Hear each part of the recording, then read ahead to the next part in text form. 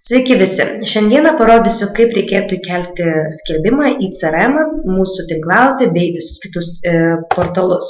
Visų pirmiausia, prisijungite prie crm.crestum.lt ir kairėje pusėje matote pasirinkimą objektai. Paspaudžiate ant objektai ir jums atsidaro naujas langas. Dešinėje pusėje matote pasirinkimą naujas objektas. Kai atsidarote ir paspaudžiate šį langelį, jums atsidaro naujas langas, kuriame jau pildote visą informaciją apie jūsų turimą objektą. Tai kategorijoje turime pasirinkimus, koks tai objektas iš principo, tai butas, namas, patalpos, pasirenkame jūsų turimo objekto kategoriją, tipas yra parduodama arba nuomojama, pasirenkate kokį veiksmą atliekate, statusas pačioje pradžioje keliant skelbimą kaip naują objektą, jums reikia rinktis tik tais iš pirmų dviejų, arba nuomojama, arba pardavinėjama. Tuomet būtina įvesti kainą, kokią jūs esate sutarę su savininku. Rinkos vertėje ir pastabose rašyti nieko nereikia. Tuomet pasirenkate kontaktą. Jeigu kontakto dar nesate įvedę į CRM duomenų bazę, tai spaudžiate pliusą ir suvedate visą reikiamą informaciją, kuri yra pageidaujama. Tai kuo daugiau informacijos surašysite, tuo jums bus paprasčiau ateityje. Taigi, kai surašote visą informaciją, pasirenkate tą kontaktą ir galima žingsniuoti prie adreso jų vedimo. Pasirenkate savivaldybę, kurioje priklauso jūsų objektas. Tuomet susirandate gyvenvietę. Ir jums atsiranda raudoni pasirinkimai, kuriuos paspaudus Enter reikėtų įvesti. Tai adresas žemėlapyje jis yra pažymėtas žvaigždute raudona, tai juos įvesti yra būtina. Jeigu turite gatvės adresą, galite rašyti gatvės adresą. Jeigu tai yra rajonas nėra, tai jūs tiesiog galite įvesti to pačio kaimo pavadinimą. Ir koordinatės jau pačios susigeneruoja ir atsiranda langeliuose. Tuomet jums nebeleidžia dar kol kas įvesti ypatybių bei nuotraukų, bet reikalinga yra įvesti komentaras. Komentaras tai yra papildomų informacijų visas skelbimo tekstas, kurį esate jau sukūrę. Tai atsidarote skelbimo tekstą, jį nusikopijuojate ir įkeliate į šį langelį. Jeigu turite video, tai galite įvesti video nuorodą, kur yra jisai patalpintas, ir spaudžiate saugoti. Kai įsaugote šį skelbimą, jums atsiranda daugiau pasirinkimo galimybių ir papildomos informacijos įvedimas. Tai einate žemyn ir matote, kad atsirado ypatybės. Tai ypatybės reikėtų įrašyti, kadangi jos atsispindės jūsų skelbimo dešinėje pusėje, kas yra aktualu žmonėms, kurie mūsų tinklalapyje naršys. Tai plotas, virtuvės plotas ir visa kita informacija, kurią jūs nurodysite. Tai pradėkime nuo aukštų skaičiaus įrašyti, kiek turi objektas aukštų skaičių, jeigu tai yra namas ar butas, statybos metus, plotą, arų skaičių, kambarių skaičių, nes tai yra pagrindiniai jau kaip ir kriterijai.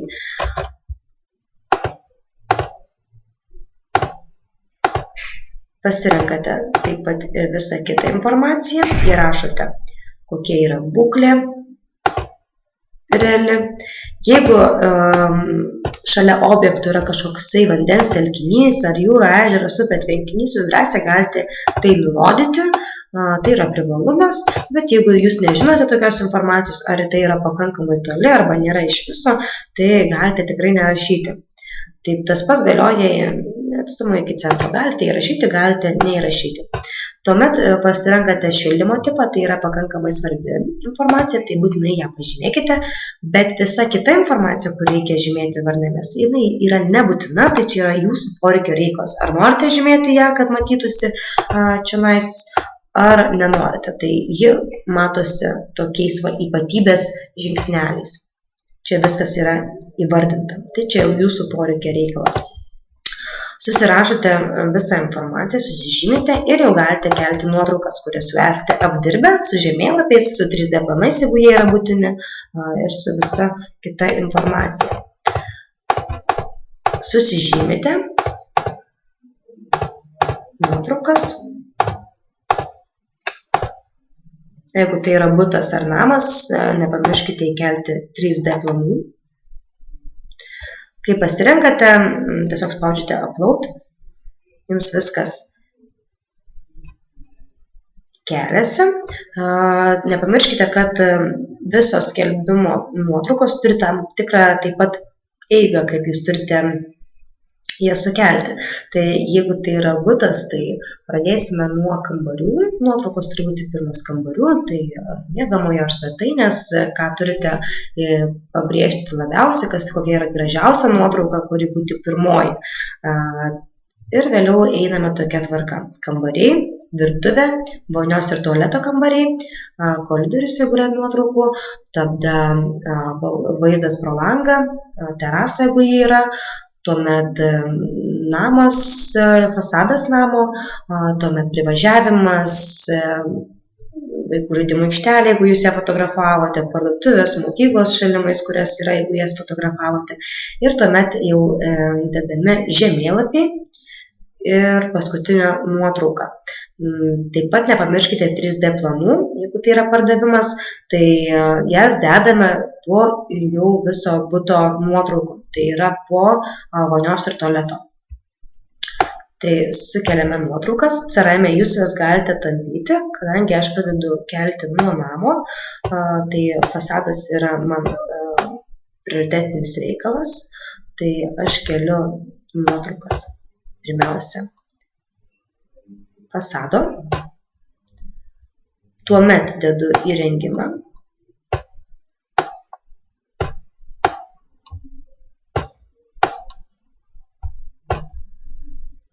kambarius, kaip įkeliu sustumdus kambarius, tada virtuvės nuotraukos, kaip ir minėjau.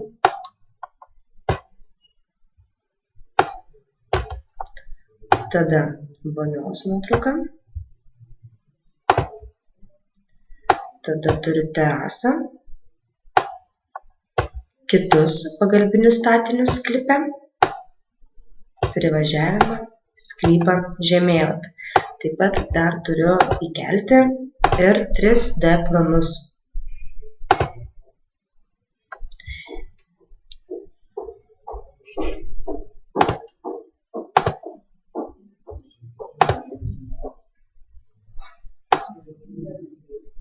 Įkeliame 3D planą, kaip ir minėjau, jis turi būti po viso buto, viso namo ar buto nuotraukų prieš visus kitus pagalbinius.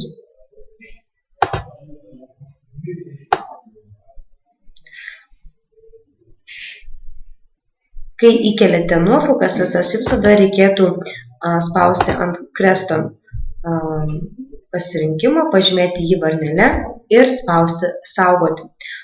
Kai paspaudžiate saugoti, pažymėję varnelę, tuomet jau pradeda eksportuoti jūsų skelbimą į Creston puslapį. Kai eksportuojasi į Creston puslapį, jis atsiranda jūsų profilyje. Pasispaudžiate ant savo profilio. Eksportacija skelbimo vyksta, gali eksportuotis iš karto, gali eksportuotis po 5-15 minučių. Taigi reikia šiek tiek kantrybės, sulaukite, kol eksportuojasi. Tuomet su logotipo nuotraukomis jums reikia,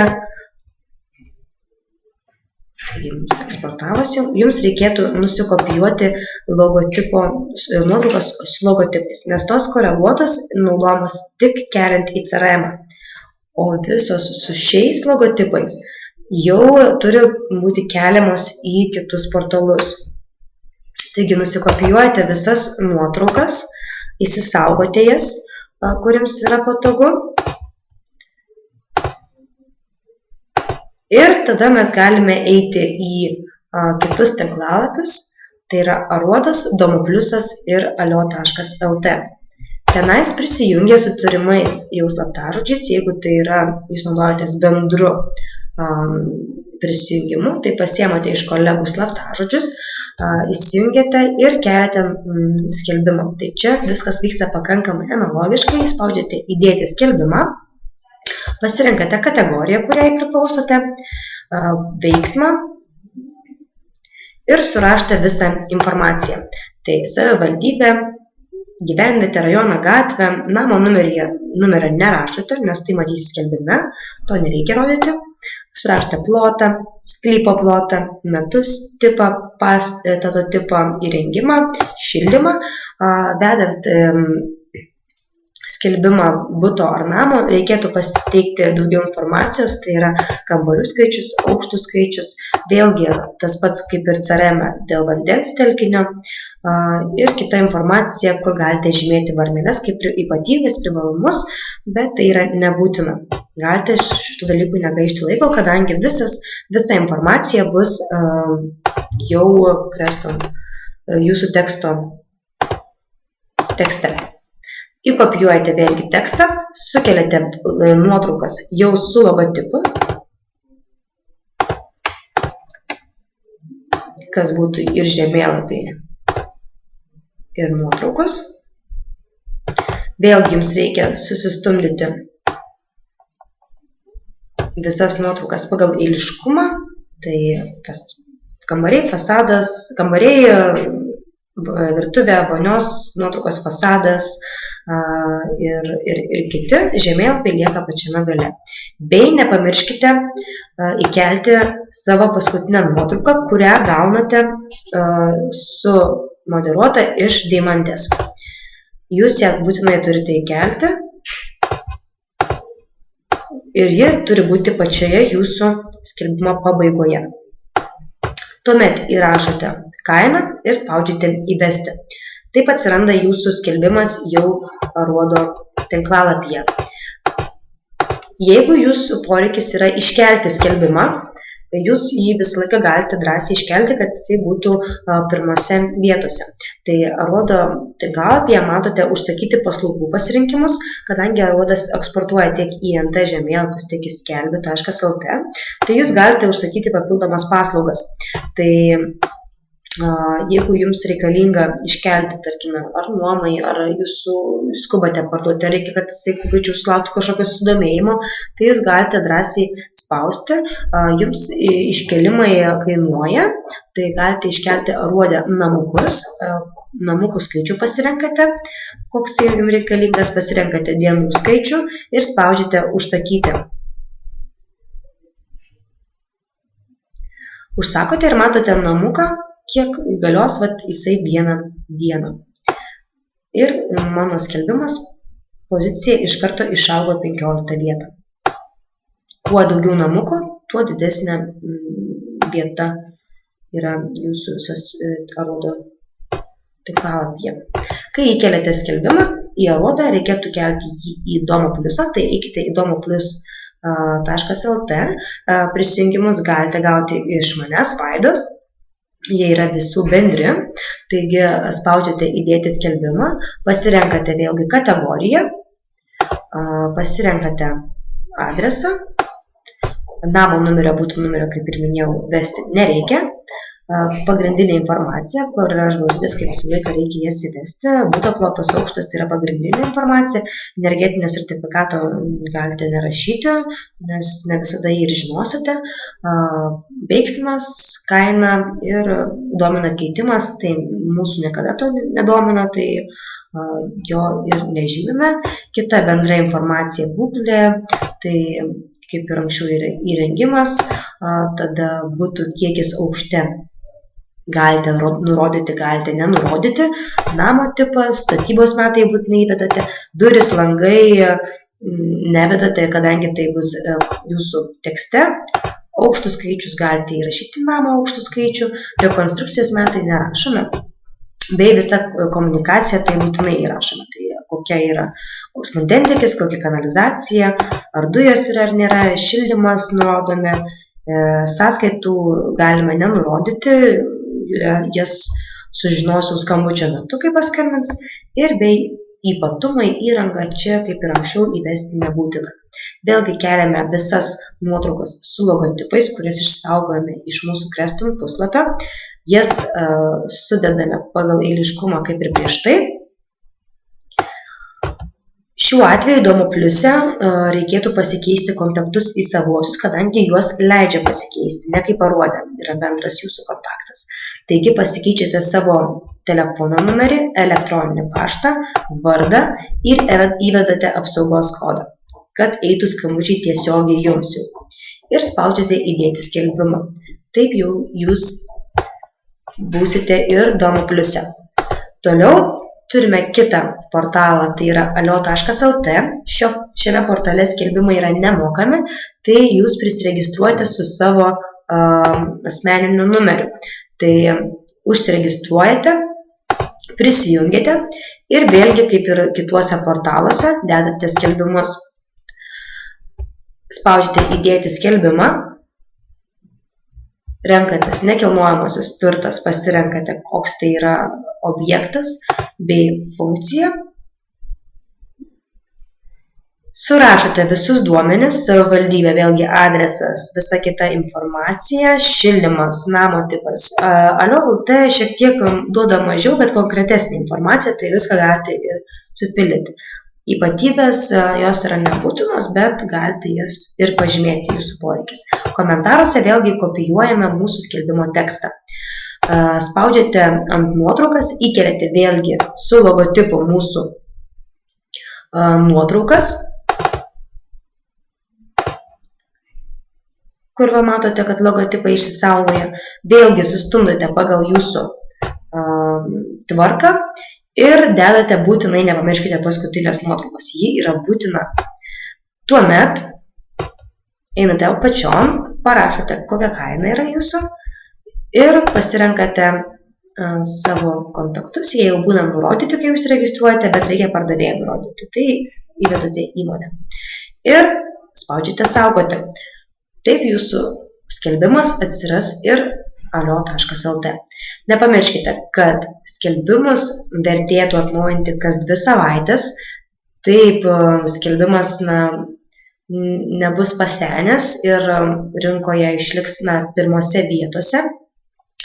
Taip pat rekomenduočiau, kai koreguojate kainą, tai reikėtų ne tik redaguoti skelbimą ir išimti mažesnę ir didesnę kainą, bet išimti skelbimą, jį ištrinti ir dėti naują skelbimą su nauja kaina. Kadangi, kad ir taip užtruko tik 2 dienas praeitas skelbimas, kadangi jūs matysite, kad jeigu tai yra mažesnė kaina, prie jūsų skelbimo atsiras rodiklė žemyn. Tai parodys, kad kaina yra mažinama, tai ir klientui parodys, kad galbūt dar daugiau galite sumažinti kainą. Tai mes to kaip ir vengiame. Tai tiek šiandienai dėl skelbimų talpinimo mūsų tinklalapyje bei kituose tinklalapiuose ir sėkmės.